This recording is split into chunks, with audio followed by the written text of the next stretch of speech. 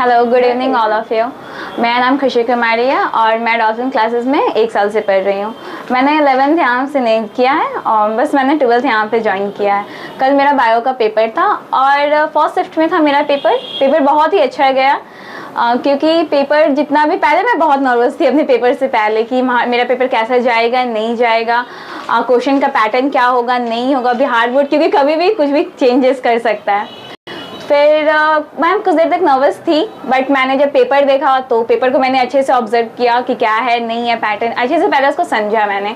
फिर मैं उसमें जब मैं बनाना स्टार्ट की क्वेश्चन, उसमें 35 बनाना था, 70 में से 35, बट मेरा उसमें मतलब बहुत ही ज़्यादा क्वेश्चन बन चुका था, बट जिसमें मैं ज़्यादा श्योर थी मैंने उसी को वहाँ पर टिक किया।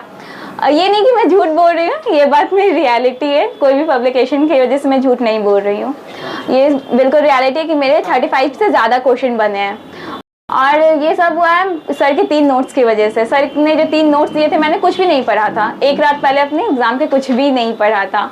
मैंने बस ये 3 नोट्स बहुत ही पहले से मैं रिविज़न कर रही थी जब सर दिए थे, तो उसी टाइम से रिवीजन करते करते मैंने बस इन्हीं 3 नोट्स को पढ़ा था। सर ने ऑब्जेक्टिव दिया था, सब्जेक्टिव दिया था और शॉर्ट नोट्स दिया था पूरे बायो का। इनफैक्ट पूरा बुक ही दिया था। बुक को मतलब एक कोई भी स्टूडेंट मतलब समरी खोजता है कि मुझे समरी चाहिए, देन इस पूरे में इसका समरी है और अगर हम इसे अच्छे से पढ़ लें तो हमें कोई भी डाउट नहीं हो सकता। इनफैक्ट बुक को भी अगर हम पढ़ेंगे ना तो बुक में भी इतने अच्छे से क्लियर नहीं किया, क्योंकि बुक में बहुत ही छोटी छोटी चीज़ को मतलब हमें लिखना रहता है बहुत ही बड़े तरीके से और बुक में बहुत ही शॉर्ट दिया रहता है। अगर टीचर ना रहे तो हम उसको समझ भी नहीं सकते, बट अगर हम इस शॉर्ट नोट्स को पढ़ेंगे तो हम उसको आसानी से समझ सकते हैं, क्योंकि इसमें सर बहुत ही अच्छे से एक्सप्लेन किए हैं और अगर जो यहाँ पे क्लास किया हुआ है वो तो ऑब्वियसली बहुत ही अच्छे से समझ सकता है। सर का स्पेशली डीएनए, सर बहुत ही अच्छा पढ़ाते हैं डीएनए।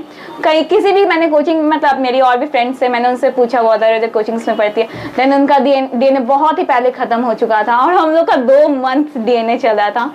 किसी को बिलीव ही नहीं हो रहा था कि 2 मंथ मतलब डीएनए कोई भी टीचर पढ़ा सकता है।